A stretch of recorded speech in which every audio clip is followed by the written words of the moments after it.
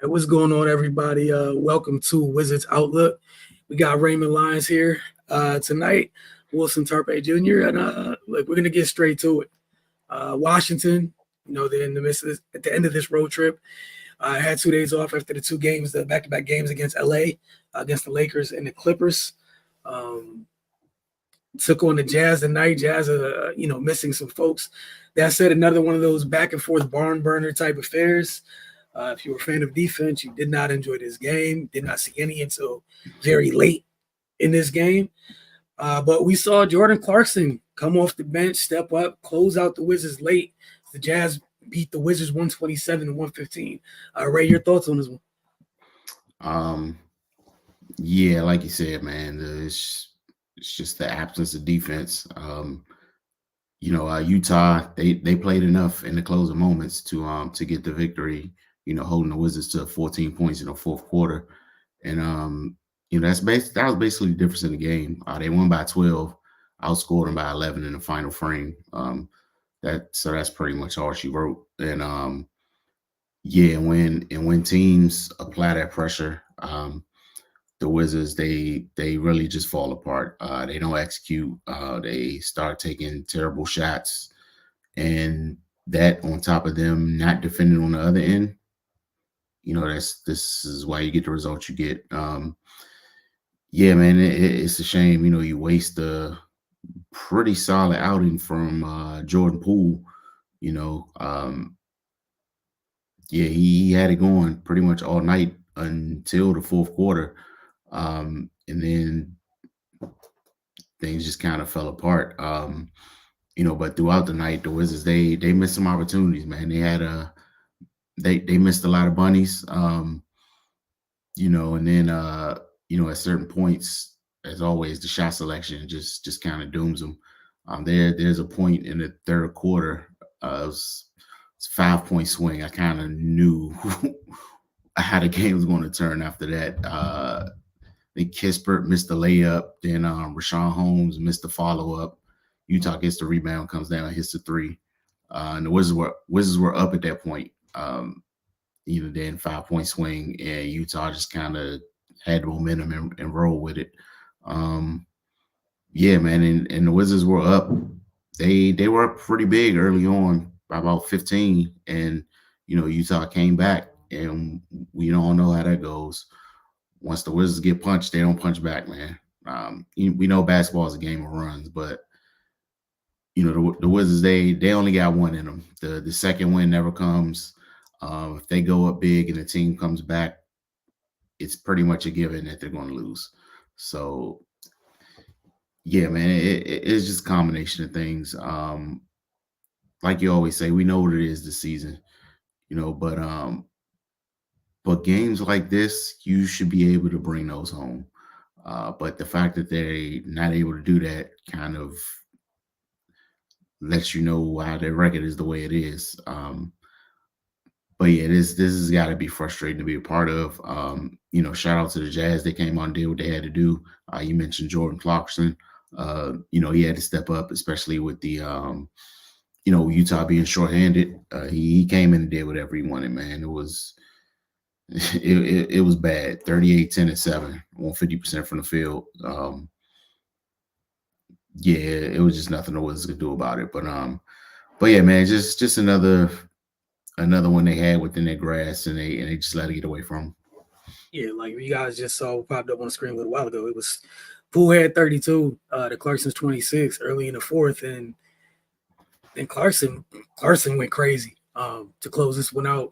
And shout out to Chris Dunn for the defensive job he did to kind of limit Poole because Poole had it going. Poole, this is another one of those games where you're like, all right, if you're watching, it's kind of this is what we thought we got. This is what we traded for, right? 11 to 18 from the floor, 6 to 10 from deep, 32 points. But yeah, for Washington, it's the defense. And then sometimes I know you touch on the shot selection, specifically just some of their bigger wings. Like the last couple of games, we've seen both Denny and Kuz at times have smaller defenders on them and kind of bail the small defenders out with jumpers at times where we've seen you other times, both of you, be able to get downhill, bully your way to the basket, draw fouls, make a mess on your way to doing it. And again, we've been touching on shot selection all year long, and it's been something that has definitely hurt them and reared its ugly head. I thought Colin Sexton had a really good night for Utah as well. Um, just really solid, timely. The energy that he plays with, and John Collins, man, 17 points, 15 boards, 6 blocks. He's had good nights against Washington. I feel like most of this year, regardless of where he was at, like whether it was home or away, he's very, very productive. 6 huge blocks patrolling that back line. Again, no, they were missing some of their size. They usually start that really big lineup. There was no Markin and there was no Kessler. Shout out to John Collins tonight for what he did. And then the Jazz bench as a whole, Washington has been having some good games for the bench. You had an off night from Kisper. Shaman only took 2 shots. And meanwhile, for Utah, you had other folks outside of Jordan Clarkson's 38 points off the bench. Sensabaugh gave you 7. Juzang gave you 10. Horton Tucker had 9. It was just all hands on deck effort for Utah, and I think you just got to give them credit for getting it done. I feel like this is easy, but player of the game, have to ask.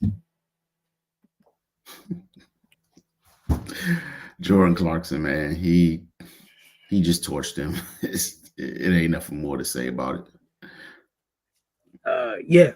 What you said, because it was such a hard decision. X Factor. I gotta go with John Collins, man. Yep. He presented what the Wizards typically struggle with. A athletic big that's bouncy and active. It just wrecks them on both sides. Crashing the offensive glass and disrupting things at the rim defensively. You read off the stat line, man. His handprints was all over this game. Yeah, I'm a pull a you from the past. You know what I mean? I'm giving out co-awards. I'm going John Collins, and I just think Colin Sexton's night was crazy impressive. 11 and 19 from the floor, 4 and 7 from deep. No one came in this game saying Colin Sexton's about to give us 29, regardless of what was going on in life. We know they were shorthanded to a degree, but it's easier for me to digest Jordan Clarkson's 38 points than it is Sexton's 29 on that level of efficiency. He only had 1 turnover tonight. I thought Sexton was spectacular. I thought both of them were pivotal pieces in Utah's win tonight. We're going to get to some of these comments. That was the last game of that road trip. Washington comes home. They'll be taking on Orlando and Charlotte this week at home, I believe Wednesday and Friday.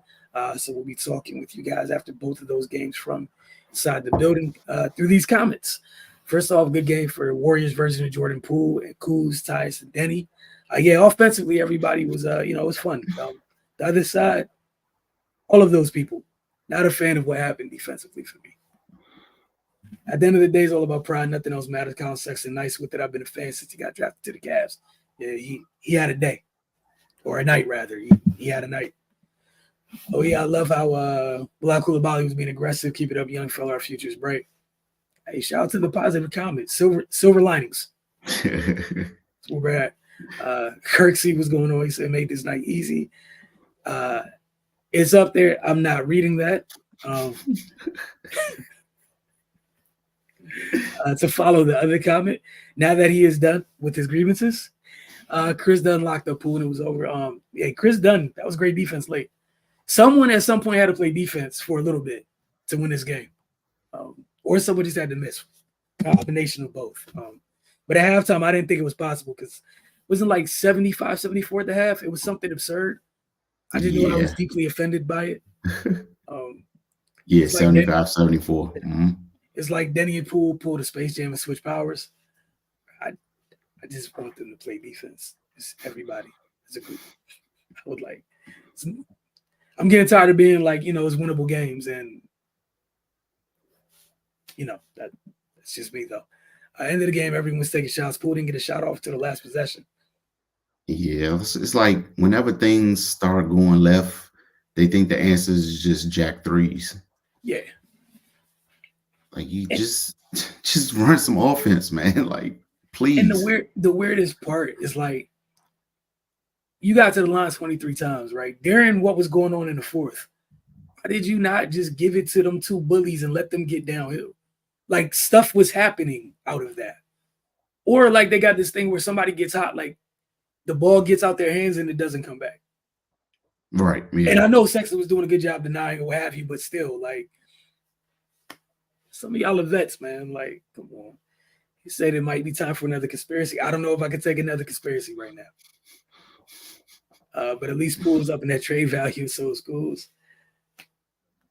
I mean, we'll see come the off season. Can't lie like ties, but he can't guard a park car. He is not alone. Um, this is a team wide issue. Yeah.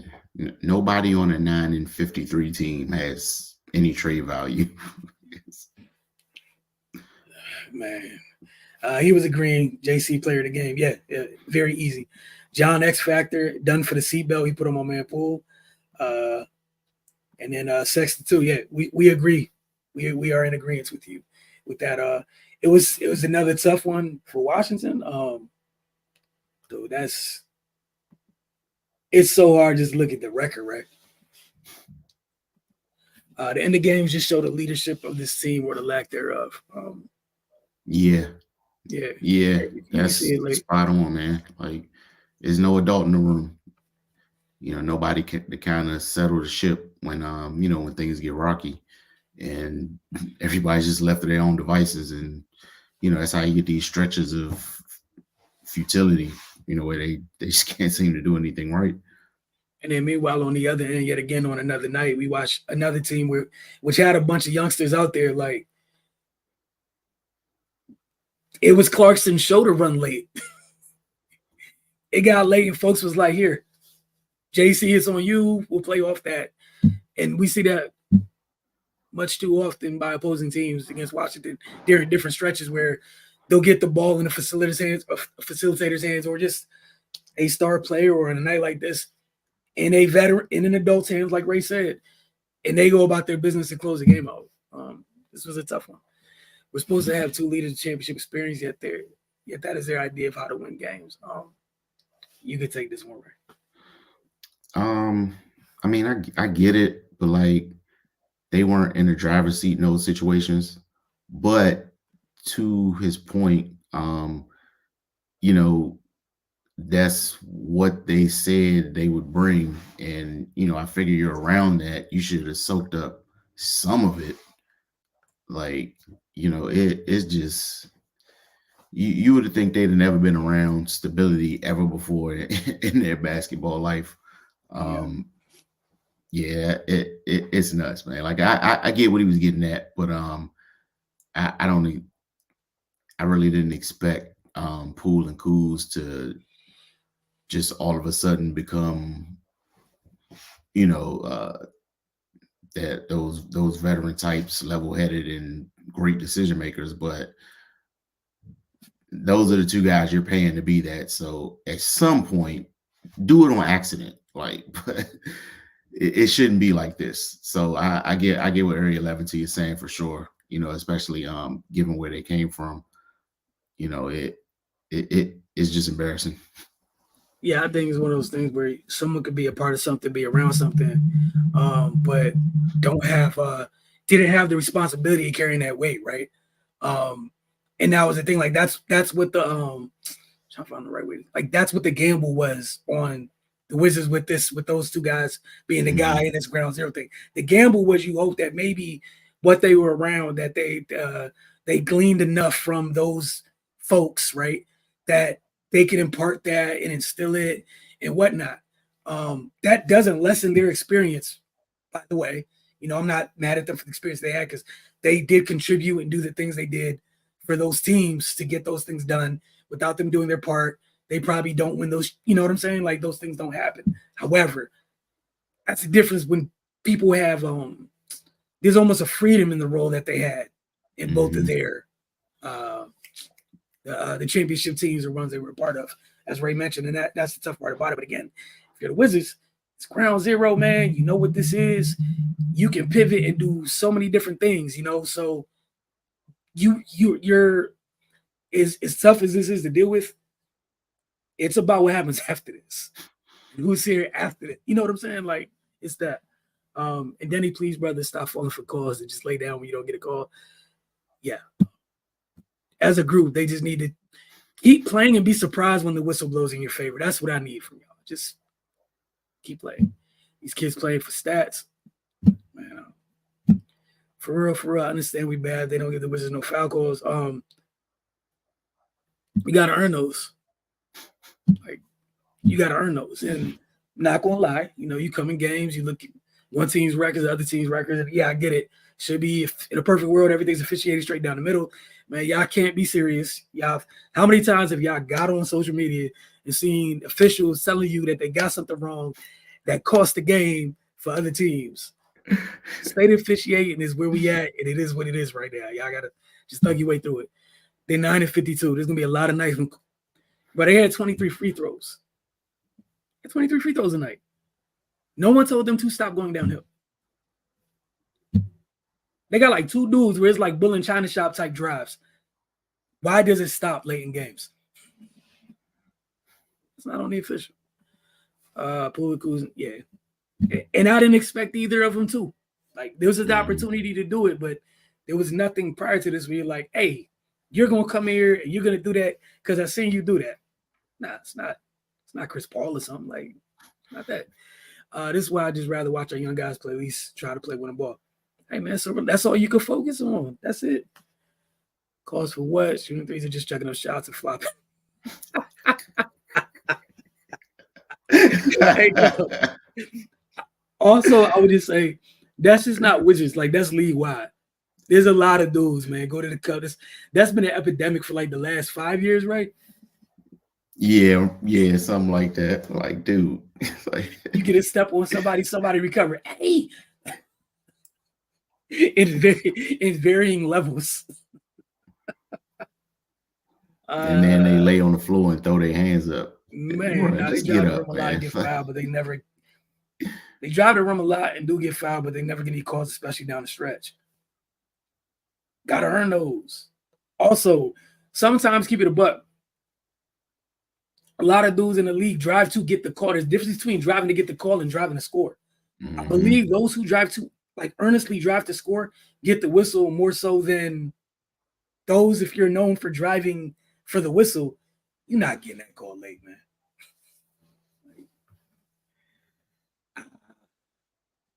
Yeah, that's Kirksey's response to it. Just because you drive them and you get a call or earn the whistle. Yeah, I mean, that's the tough part, man. Like, like, I'm not going to get into that, but like, there's a legion of LeBron fans who feel like he don't ever get a call. So, no, got that. So, this Kersey is definitely on the aggressive side of this. But yeah, man, just the bottom line is play some defense. It's another night you score over 100 points. It stops. Like, the only thing Utah did in this game was Chris Dunn was like, I ain't rocking. At some point, Chris Dunn was the guy who was like, you know what? No. That was it. And John Collins, you know what I'm saying, protected the rim, but that was it. Look, man, you're allowed to be honest here. It's okay. That's what the forum is for. Y'all got a tough week. You got 2 more games this week, too. You got Orlando and that really big team that they bring to the table on Wednesday. And then you got Charlotte on Friday. But we will talk to you guys after both of those games. So see you guys on Wednesday. Appreciate y'all staying up with us on this West Coast trip. And we also means we get to talk to y'all a little bit sooner than this time. This time everyone should be back home and already over whatever happened. I mean, you can't get a bucket with 3. I mean, this is fair. I see you guys are going to keep going at this. I feel like you guys are on the same page.